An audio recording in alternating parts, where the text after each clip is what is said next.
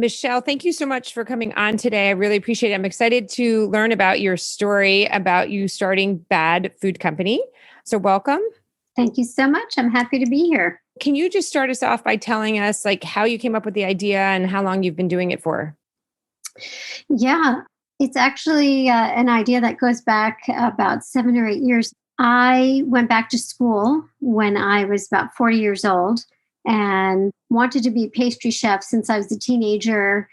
My father thought it was a really bad career idea for women, for people who want to have a family. It was very male dominated, the food industry, and not family friendly and low pay and tough hours. And he was right about all of that. And I had a whole nother earlier career, but this was something that was just always a part of me. I love food. I love working in food, being in the kitchen. So I was just about 40 years old. I had 4 little kids, and I decided to go back to culinary school and did that. Started working as a pastry chef, really loved it. All of the things I said, long hours, not so family friendly, not great pay. But when you love something, you love it. And I started to get sick a lot and thought I was just exhausted with young kids at home and working a lot of hours and traveling in and out of the city from New Jersey.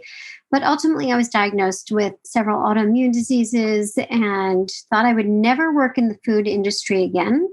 But after about 8 months to a year of being really sick, I did tons of research and changed my entire lifestyle and diet.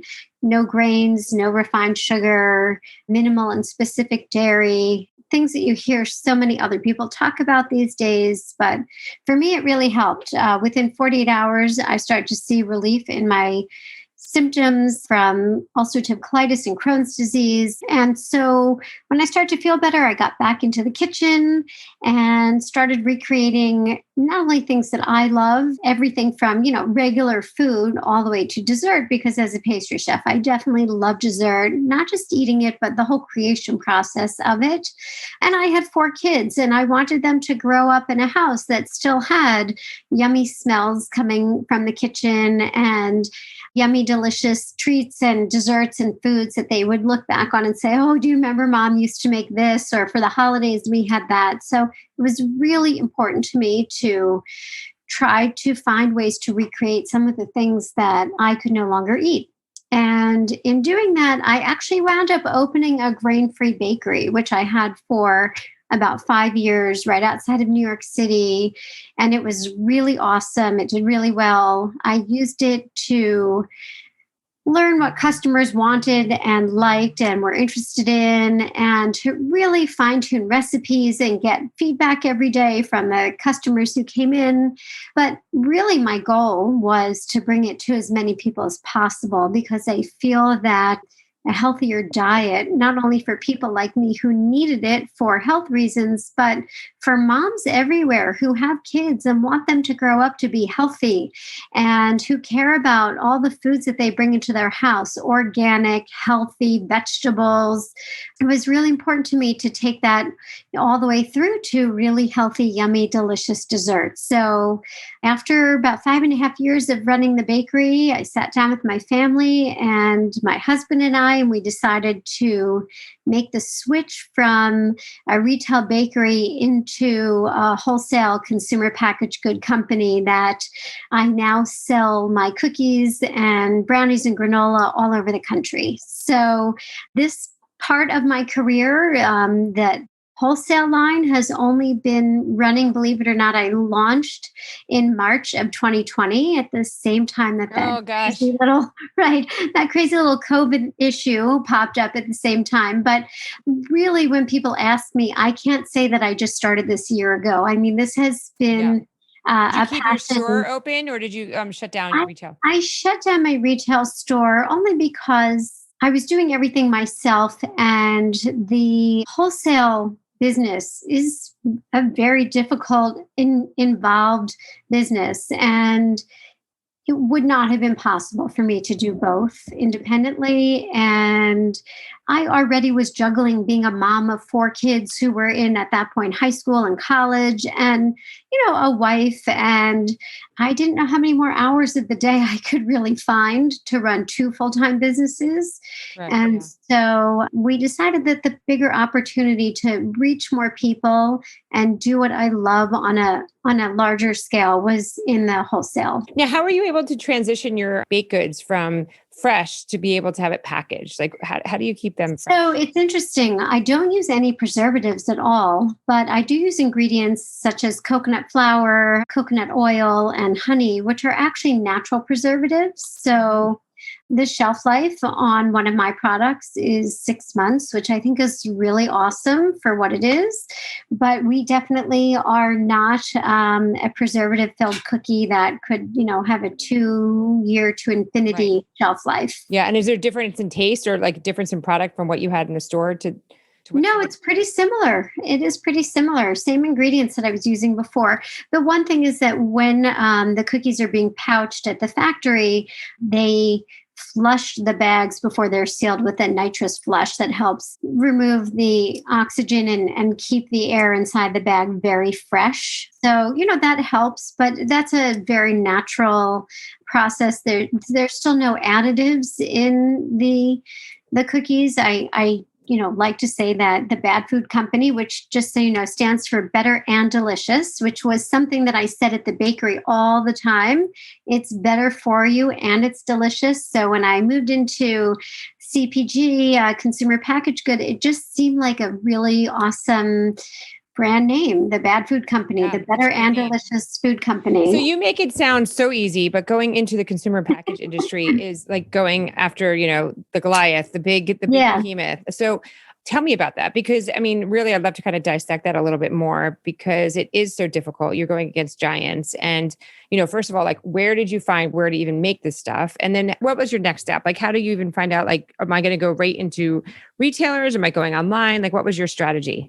Yeah, these are all questions that maybe had I really sat down and asked myself and thought about them, I might not have ever done this because they are actually really intimidating. But there are lots of co-packers in the country. Not all of them meet the requirements for everybody. I needed something very specific, dedicated gluten-free, but I also needed a facility that allowed nut flours. I wanted a facility that was kosher. So, I mean, when you're looking for these specific certifications and manufacturing processes, there are thousands and thousands of factories in the country, but finding the one that is right for you is actually a little bit like a needle in the haystack.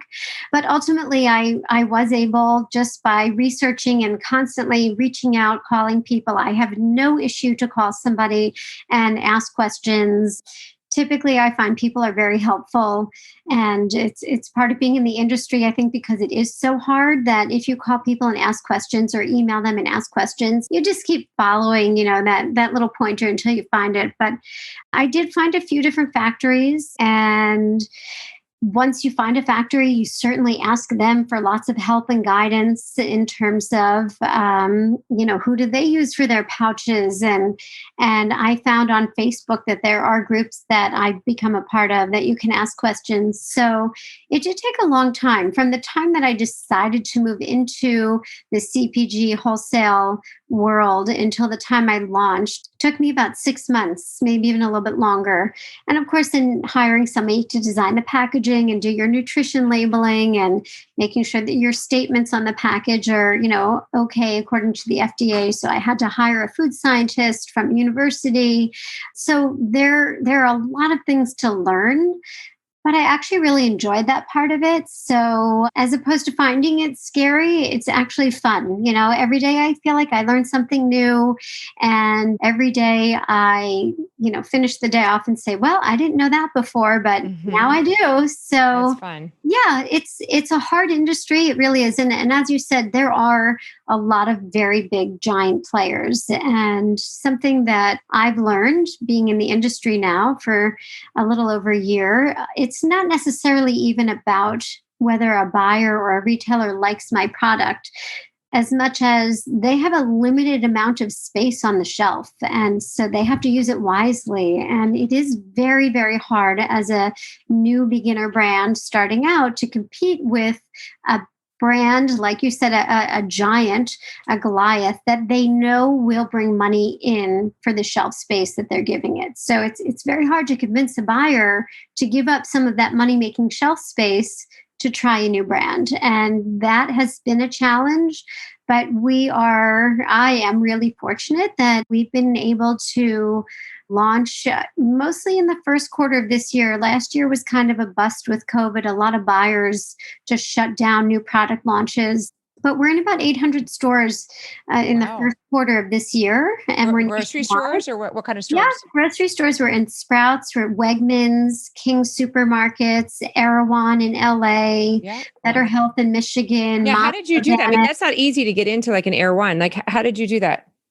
Not easy. Sending samples, emailing. So you did it individually. You didn't hire somebody. This has been a combination. I have hired a sales team, people who are more experienced and more seasoned and have the connections. But actually, all of my big accounts, Wegmans, Sprouts, those were things that I actually wound up getting on my own first.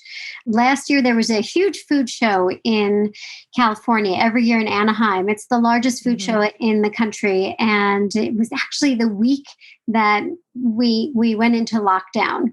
Lockdown, I think, started on a Friday, and the food show was supposed to be Tuesday through Saturday. And I was meeting with Sprouts. They have something that's really nice and generous. They have these 10-minute maker meetings where if you're a new brand and you meet certain qualifications, they'll give you 10 minutes of their time, and they schedule it. And so the funny story is I had my husband drive me, I think it was like 4:30 in the morning to the airport. And when I got there, I thought, am I crazy to be getting on the plane and going like that? This is the hugest food show, and there's this crazy COVID virus going around, and who's going to go to a big room filled with thousands and thousands of people? What am I doing? So after my husband drove away, I walked in and I said, can I change my ticket? I'm not sure I want to go. And I postponed my flight to the next morning. And actually that night, the whole food show got canceled, but I still had a ticket. So I emailed Sprouts and I said, listen, I'd still like to have my 10 minutes with you.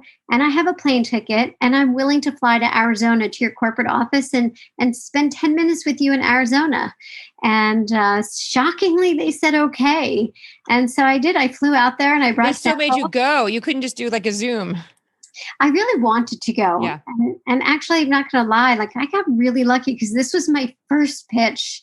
And I flew out there. It was very funny. I took a super early morning flight and I brought a suitcase so that I could shower. I got a hotel room at the airport and I showered, put on my work clothes, practiced my pitch a few times, took a taxi to their corporate office with my suitcase, did my pitch.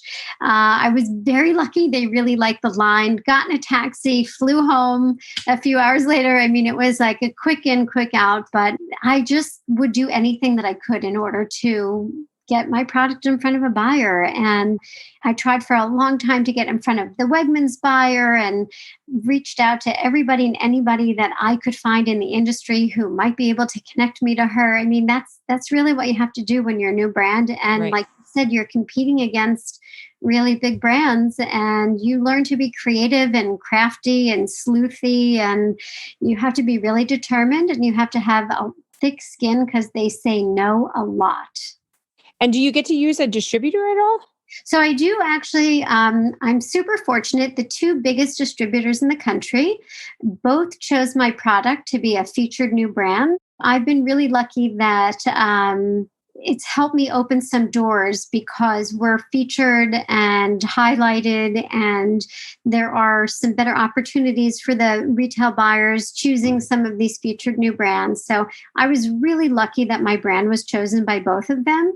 That's amazing. Congratulations. Yeah, thanks. And so tell me, like, have you financed this since the beginning, or have you done a friends and family round?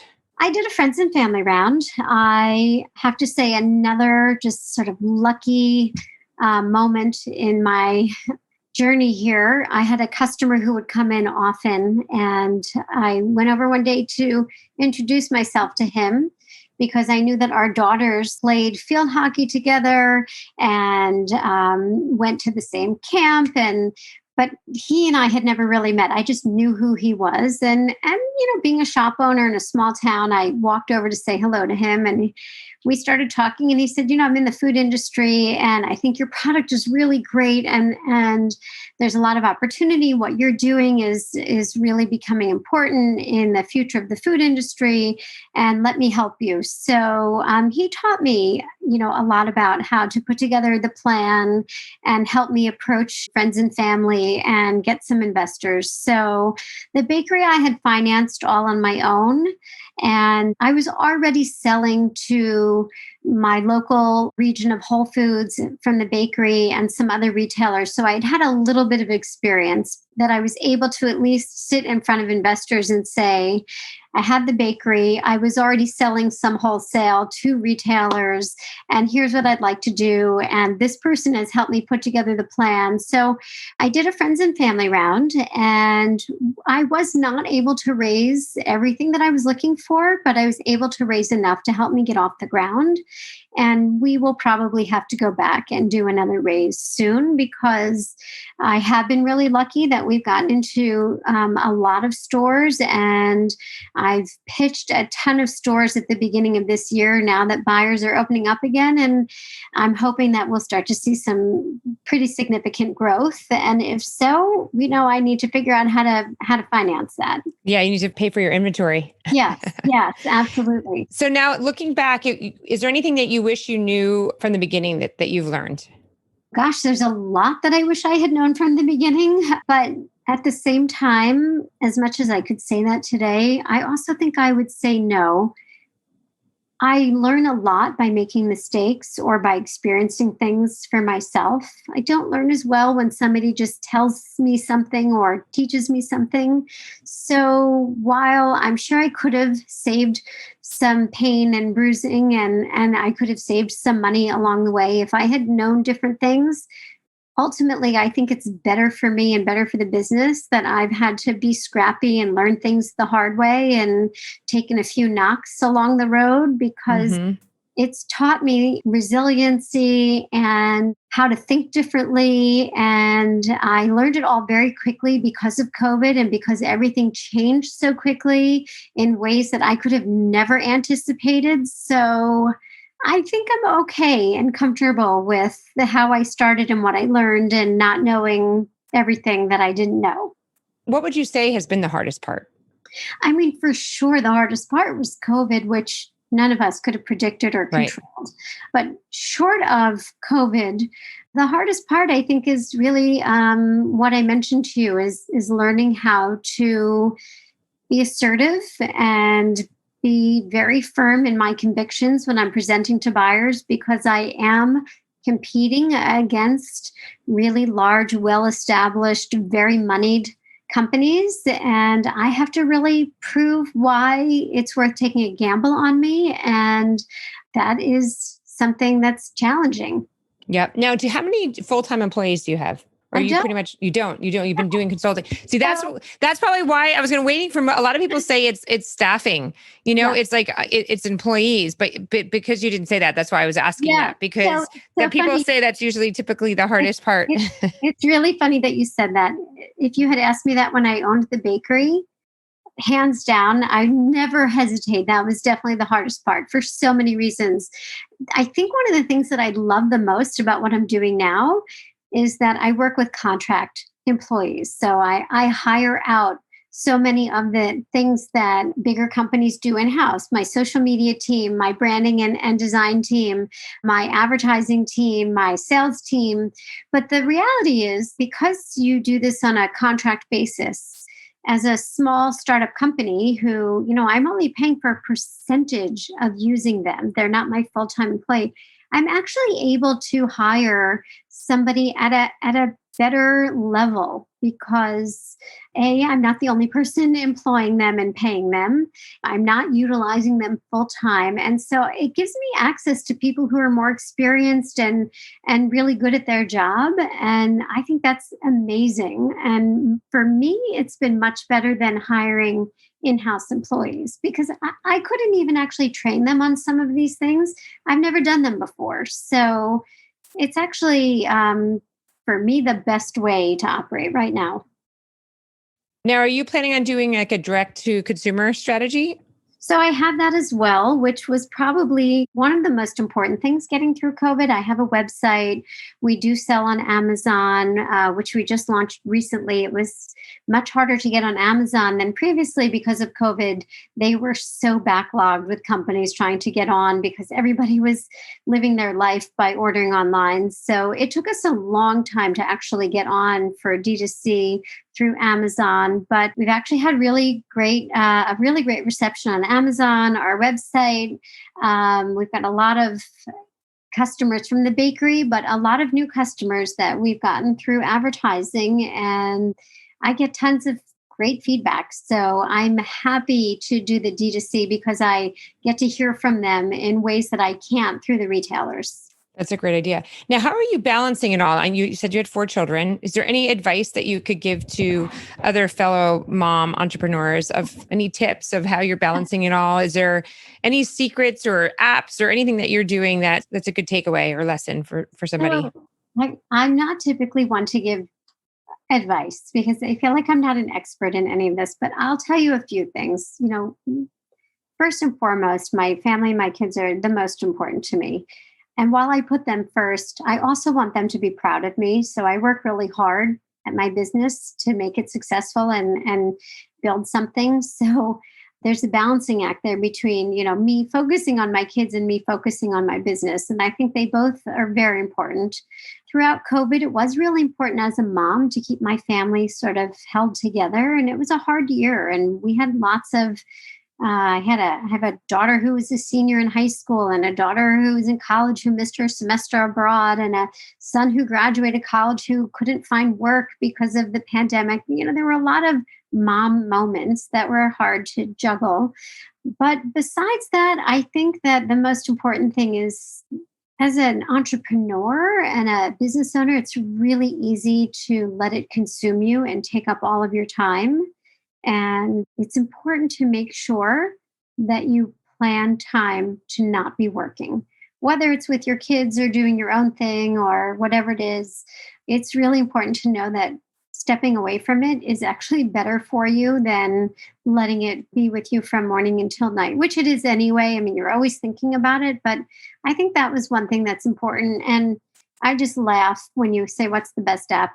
When you said, about the employees, I actually joke around that I do have one employee. She's the best employee I ever had in my whole life. And it's Siri, because I tell her to set reminders and take notes and set alarms. And I think she's awesome. Anything I tell her to do, and she does it. But I have learned to become like a Siri maven guru. Like there is nothing that I can't figure out how to get Siri to manage for me.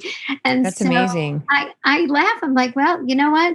You make do with what you have, but it's not an app per se, but my phone is like really my best tool. Reminds me of appointments and calendar reminders and looking things up for me and answering questions. And I'm actually in love. I can't deny it. I love that. Okay. So final question is, if you were going to give anybody who's thinking about starting a company or being an entrepreneur advice, what would it be?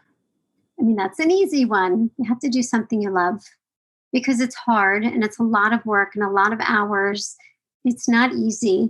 And if you didn't love it and you don't love it, it's really hard to keep doing something every single day, facing rejection, making mistakes, missing out on family things or doing things. You have to really love what you're doing to go all in on that. And I do love what I'm doing. And as I mentioned, like being in the food industry and working in food has just been something I've been passionate about since I was a kid and most of my life. So I do love what I'm doing, but being an entrepreneur is a very, very hard job. So you must be passionate about it and you must love what you're doing. This has been amazing. Thank you so much, Michelle. I really appreciate your time and good luck to you. Thank you so much.